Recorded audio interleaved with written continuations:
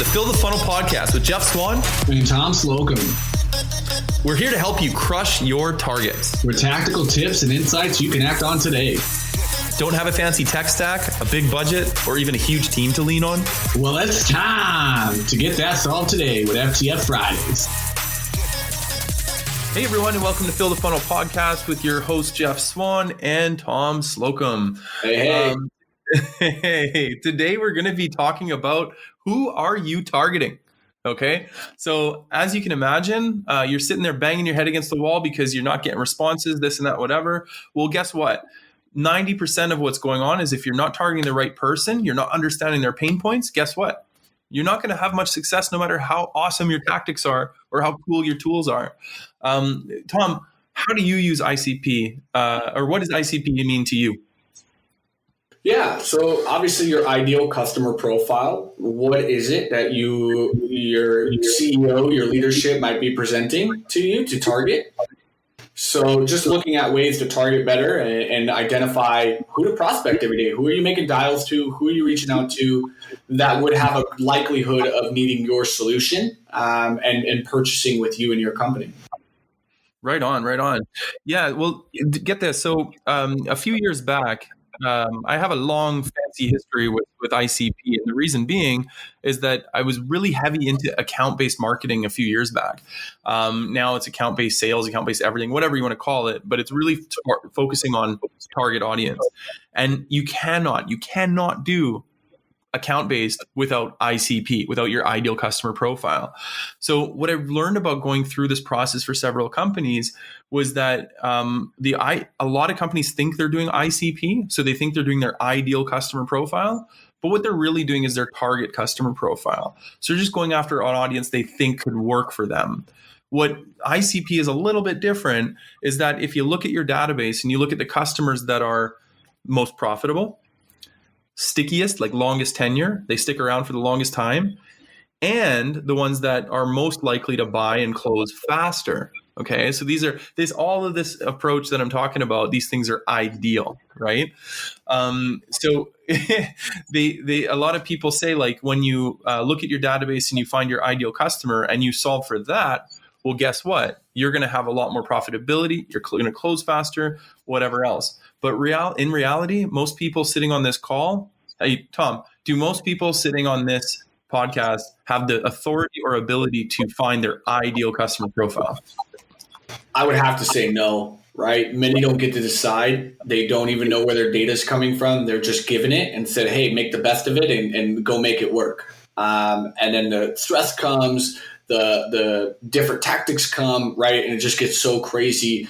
And in the last few weeks, we've noticed this, right? Within RevLeague, within our own teams and the things that we're doing, data is very, very important. And many times you don't get control over that and get a way to have that freedom to really dig into it. And gosh forbid, tell a sales leader your ICP is not accurate, you know, or say, shots fired. You heard it right here. Fill the funnel. You don't get to say that, right? So you just have to go with it. But I think there's some ways to go around it. I think there are some ways to really identify the target. What does that mean? Make your list as accurate as possible. And so that way you as a rep feel confident in your outreach, because that's number one. You need to be confident in who you're picking up the phone with.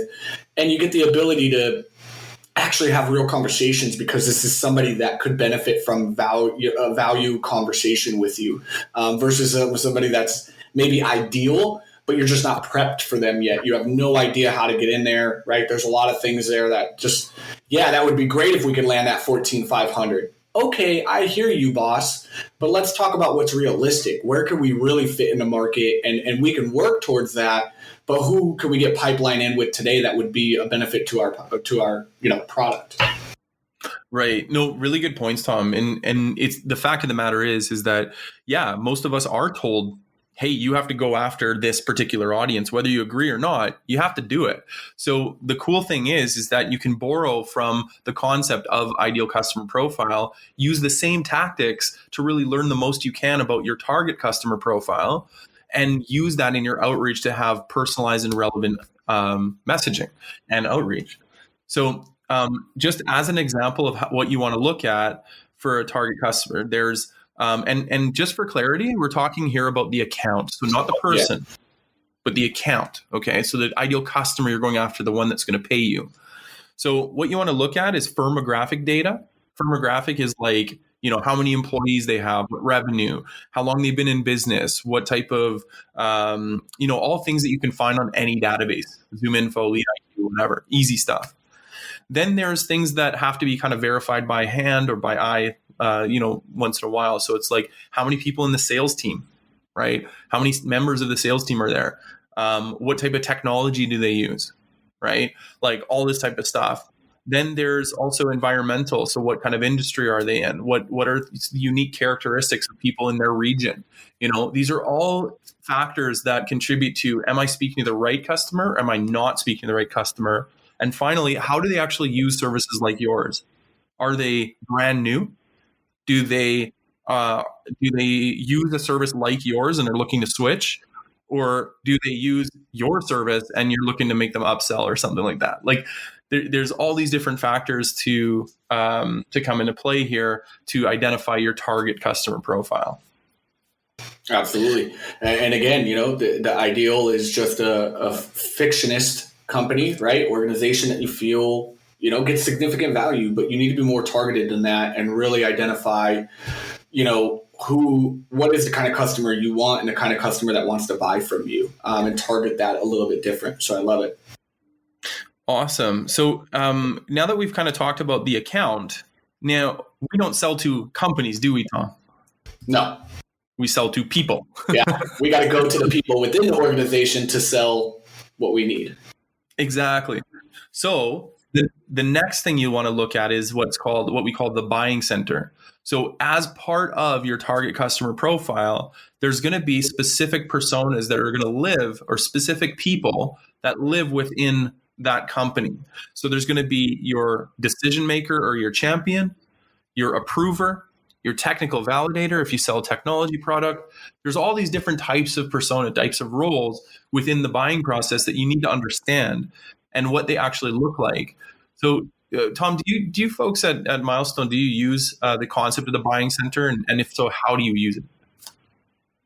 We do. We try through in Salesforce. We use contact status often on our records to build out we use contact status for target, not appropriate, not there, right? Identify that person. And then we'll use role.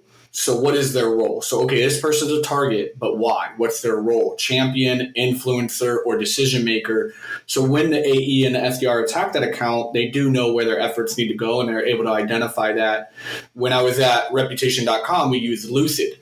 So we used to use Lucid to build out org charts within Salesforce. So Lucid is a tool that can live in there and gives you like graphing paper, and you can build out your boxes and build out your orgs and then put that right on the top of a Salesforce record. And it's pretty neat.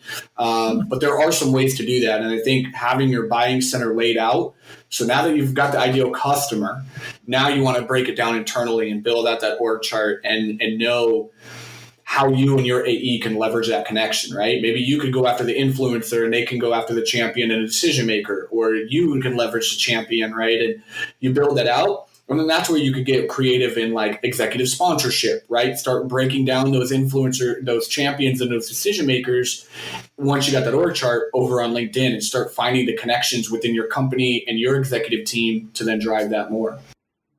Awesome. So you hit on something really important and really popular these days, Tom, is multi-threading, right? We talked a couple of weeks ago about multi-channel. Now we're talking multi-threading. Okay. So just to clarify, when Tom's talking about executive sponsorship, what he's referring to is when me as the BDR, I'm going after the VP of marketing at a company. I'm selling SEO services. What's going to happen is that I'm going to go after, let's say, the director or the VP of marketing. Then I'm going to get my CEO to contact their CEO, and I might do it for them, through a fancy tool like Engagio or something like that. But it might just be part of the process where my CEO reaches out to their CEO, and we kind of all work together to go after and really make an impact on this account. So the first stage towards doing this properly is understanding your buying center and having a really intense knowledge about how to map that account and how to navigate to find, as you said, Tom, the appropriate person to talk to or the appropriate people.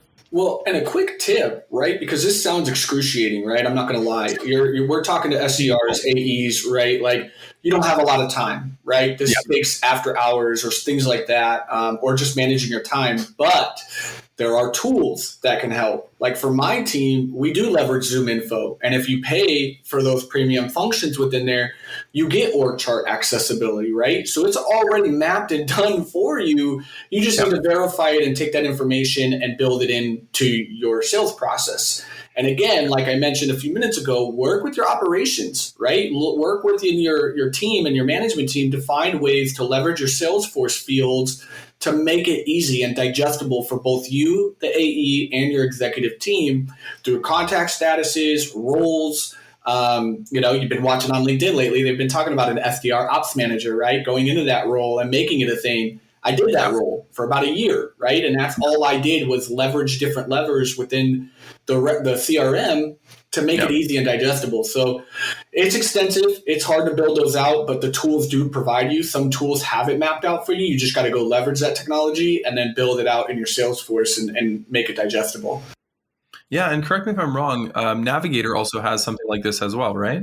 Yes, and you can go check out Morgan Ingram. He's been for the past 3 weeks been breaking down LinkedIn Navigator through a lot of content on his stuff, and that's exactly what he just recently talked about is how to do that. So there's some tools there if you have Navigator. Awesome. Yeah. Well, I mean, regardless of the tool that you have, it's really important that you understand how the different members of the buying center work together, because even if you have the best tools, knowing your market, knowing how people relate to each other in the buying process is so important. So once again, if you folks don't have access to your whole database or like all the other stuff because you're not management, that's okay. You can actually just look at your own deals and the companies that you've been dealing with and go ahead and just make your own little inferences there. Just mark, okay, if I'm regularly speaking to the director of marketing communications, then maybe that should be your primary persona that you go after, right? Kind of quick and simple. Yeah, leverage your CRM, right? Pull that data. I used to do that. Reflect on your own meetings booked, right? Pull them. Pull those opportunities, find out who the registered contact was, get that data, and then who have you won with in the last quarter, right? We just closed a quarter. Go look at Q1, pull out all of your ops that you booked, and find out who the person was, right, that took that meeting, or if it closed, who did it close with, right? Who signed it? What was that process? Go look at the AE's notes, and then now identify that within your Q2, right? Moving forward, pull that data and look at it and go after those titles, because it seems that based on your data, that's who's connecting the most with your product. So make your job easier. Right? Stop shooting like a cannonball. I think we talked about this very early on when we started this podcast is too many people shoot this big cannon out to the ocean and hope it hits a boat, right? Yeah. Be more targeted, right? Shoot like a rifle, very sniper. You know exactly who you're calling. We've heard people complain a lot lately about their power dialers and their tools not getting them the engagement they're looking for. And what's come up every single time, Jeff? What's been the major problem? The list. The data. It's been the data. It's just not targeted. It's not being leveraged appropriately. Empower your SDRs. Empower yourself. Own that stuff. Stop waiting for your leaders to do it for you. Go pull those reports. Get targeted. Find out what's working, and go get your target ICP, not your ideal. Ideal is great, but really what's working? Who's closing? Why? And what's their buying center look like? And then identify that and scale it and make it repeatable.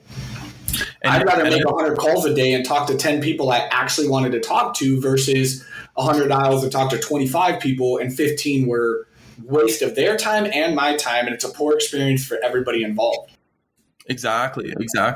And I really like what you say there, though, Tom, is that if you take ownership, like one way that you in your career can actually grow is take all this stuff that you're learning, all this stuff that you're developing, and give feedback back to the organization. Hey, look what I found, right? Like I've learned that this persona is better than that persona at getting those first meetings booked. I learned that these personas are ones that get further down in the cycle, right? So share that with your team, make sure everybody knows, and start that dialogue so that, hey, you never know. They might, even if you are that eager beaver who ends up giving all the information and doing all the work, that's okay, because eventually people are going to come back to you and give you information you can use based on what you've taught them. So it never hurts. It's, life, success is a village. It takes a village. So yeah, do it on your own, man. And I think that's the hardest part, right? Is finding that persona, building reports. A lot of people I know don't know how to build reports. They just don't in their CRMs. They have to ask their manager to do so. They can't do it themselves. They don't get how to pull the different things. I mean, I will offer up my calendar for anybody that wants to learn reporting, right? Because once you can own that and start making your own reports and diving into you and your AE's pipeline and doing things, I promise you, you will have higher success. You will find your rates go up better because you're owning your data and you know how to pull it, figure it out, lever it. And then that's where you can start getting into personas, right? And start now, I've got all these accounts, I've got these targets. Now I can start looking at the personas and getting to know my buyer. What gets them to tick? What groups do I need to live in? Where am I at in social, right? How can I get in their world, in their head? And now you're going from an ideal customer to a target customer to a buyer center to now you're going to start looking into the traits and the functions and the responsibilities and what makes them tick. And because you're going to be calling the buying center, right? The way you're going to talk to your decision maker is going to be different than how you're talking to your influencer. So talk a little bit about that, Jeff, and what you've seen as we wrap up here. Yeah. So I guess realistically, if you take in everything that we've discussed today, when you think about what's holding you back, a lot of times it is your messaging, a lot of times it is your list and whatever else. But what we're saying here is that just don't live in the clouds, don't live in ideal land, live in who you're actually targeting and make a micro campaign for the people you're going after. So realistically, like the concept here is your focus or lack thereof could be the thing that's holding you back from being really successful in outbound. And the fact is that most people really think they're going after their ideal customer profile, but they're really just going after a target customer profile. So embrace it. Spray and pray doesn't work. As Tom said, the cannon to hit a boat doesn't work. Get your sniper rifle out and stop wasting time and effort for all involved. Instead, create a target customer profile, identify the buying center, know your buyer personas and what makes them tick, and then focus your messaging and your approach to them and them only. And keep doing this and keep learning and find more data and give that data back to your team so that your whole team can do better and you can all rise and level up together. So that's pretty much all we have to say today. Tom, any last words?